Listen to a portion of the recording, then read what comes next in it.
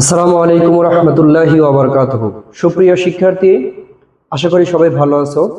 আজকে আমি তোমাদেরকে কেমিস্ট্রি ক্লাস নেব। আমি পূর্বে কেমিস্ট্রি ক্লাসগুলো নিয়েছিলাম। আমি প্রায় কেমিস্ট্রি ক্লাসগুলো নিয়ে থাকি। তোমরা আমার চ্যানেলটা সাবস্ক্রাইব করে পাশে থেকো। এখানে মোস্ট ইম্পর্টেন্ট যে সকল কোশ্চেন সেগুলো নিয়ে আলোচনা করা হয়। এটা সাধারণত ইন্টারমিডিয়েট ক্লাসের। এ সকল ক্লাস যতগুলো আমি নিচ্ছি এই সব ক্লাসই ইন্টারমিডিয়েট লেভেলের। সো যারা বুয়েট রুয়েট কুয়েট বা চুয়েট এবং অন্যান্য ইঞ্জিনিয়ারিং ইউনিভার্সিটিতে যারা অ্যাডমিশনের জন্য প্রিপারেশন নিচ্ছ তাদের জন্য এটা অনেক হেল্পফুল। আজকে আমি তোমাদেরকে ক্লাস নেব কেমিস্ট্রির একটা কোশ্চেন বা একটা কম্পাউন্ডের কিভাবে আমরা এটা ব্যবহার করতে পারি এবং কিভাবে এটা প্রডিউস করতে পারি বা উৎপাদন করতে পারি। দেখো এখানে একটা আইইউটিতে 2014-15 সেশনে অ্যাডমিশনে আসছে। Question 1, hot compound is formed when chloride is passed in স্কাল slaked lime at 40 degree centigrade. Slaked lime অর্থাৎ পানের যোগ্য যে চুনটা, সেটা মানে যে চুনটা খাওয়া যায় সেটা স্লাক্ট লাইন।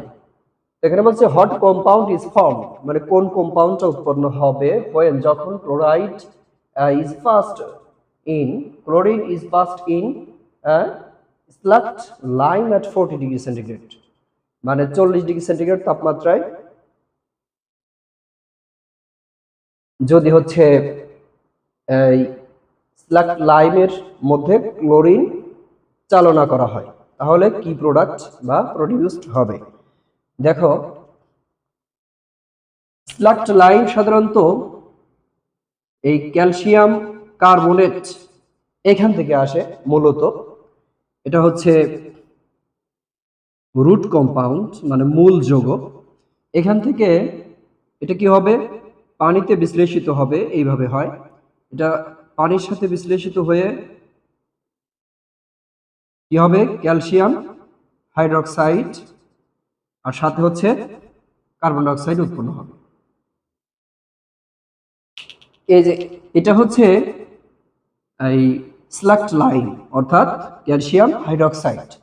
এখন ক্যালসিয়াম হাইড্রোক্সাইড এটার সাথে যদি ক্লোরিনেশন করা হয় বা ক্লোরিন যুক্ত করা হয়, এটাকে বলা হচ্ছে ক্লোরিনেশন।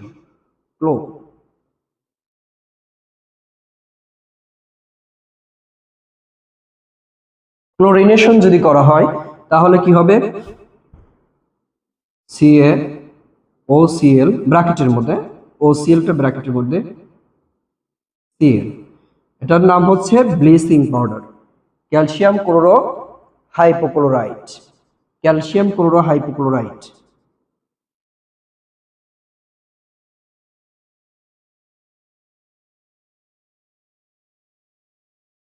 হাইপোক্লোরাইট,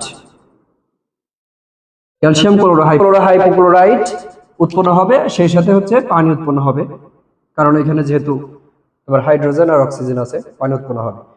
এখন কথা এটা 40 degree centigrade temperature. 40 degree centigrade টেম্পারেচারে ক্যালসিয়াম হাইড্রোক্সাইড, যেটা স্লাক্ট লাইম, এটা ক্লোরিনেশন করলে CaOCl ক্যালসিয়াম ক্লোরো হাইপোক্লোরাইট উৎপন্ন হবে। এখন এই ক্যালসিয়াম ক্লোরো হাইপোক্লোরাইট এটার বাণিজ্যিক নাম ব্লিচিং পাউডার, আমরা যেটা বলি ব্লিচিং।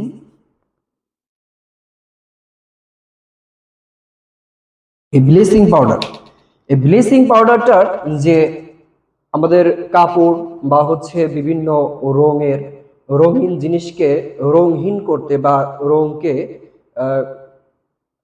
রিমুভ করতে যেটা ইউজ করা হয় সেটা ব্লিচিং পাউডার।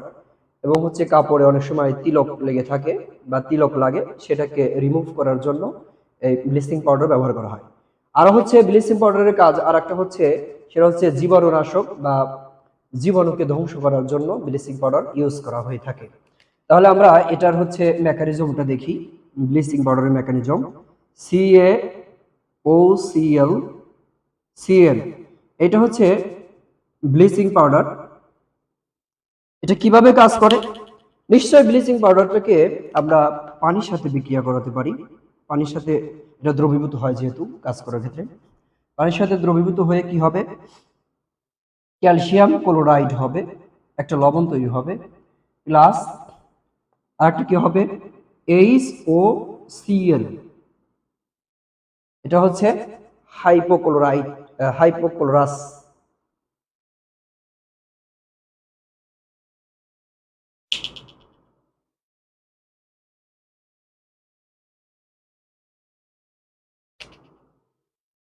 এটা হচ্ছে ক্যালসিয়াম হাইপোক্লোরাইড, অর্থাৎ ব্লিচিং পাউডার পানির সাথে বিক্রিয়া করে ক্যালসিয়াম ক্লোরাইড প্লাস হচ্ছে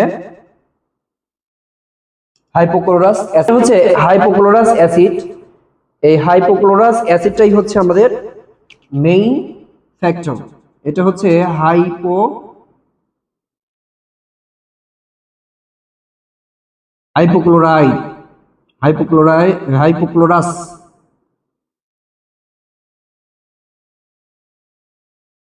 হাইপোক্লোরাস অ্যাসিড। এই হাইপোক্লোরাস অ্যাসিডটা আবার বিশ্লেষিত হবে HOCl, এটা আবার বিশ্লেষিত হয়ে কি হবে, HCl বা হাইড্রোক্লোরিক অ্যাসিড প্লাস এই যে জার্মান অক্সিজেন তৈরি হবে। এই জার্মান অক্সিজেনটাই হচ্ছে এখানে কাজ করবে, অর্থাৎ এই জার্মান অক্সিজেন,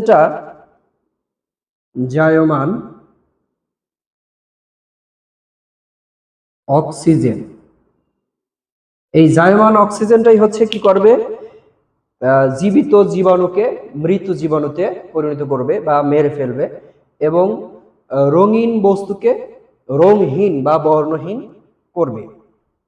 সেটা কিভাবে করবে দেখো, আমরা উপরে লিখে দিই। এই জার্মান অক্সিজেনটা কি করবে, জীবাণু, এটা হচ্ছে জীবিত জীবাণু অথবা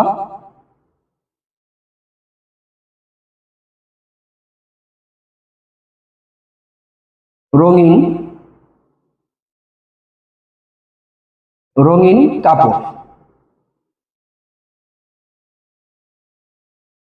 এটা করলে কি হবে, এই জার্মান অক্সিজেনটা জীবিত জীবাণুকে মেরে ফেলবে, অর্থাৎ মৃত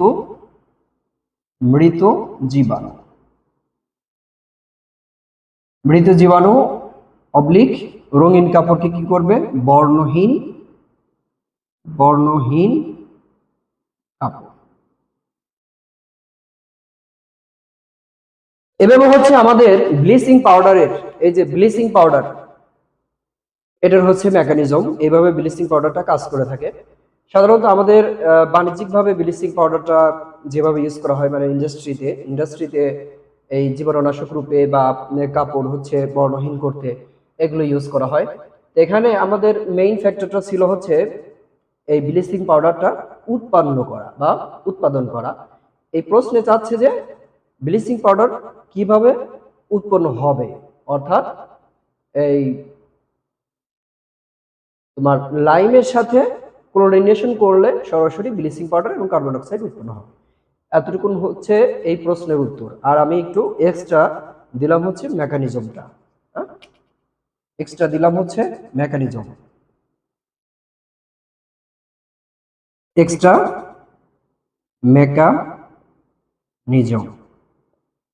হচ্ছে মেকানিজম। সো সবাই ভালো থেকো, সুস্থ থেকো, আমার চ্যানেলটি সাবস্ক্রাইব করে পাশে থেকো। সবাই ভালো থেকো। আসসালাম।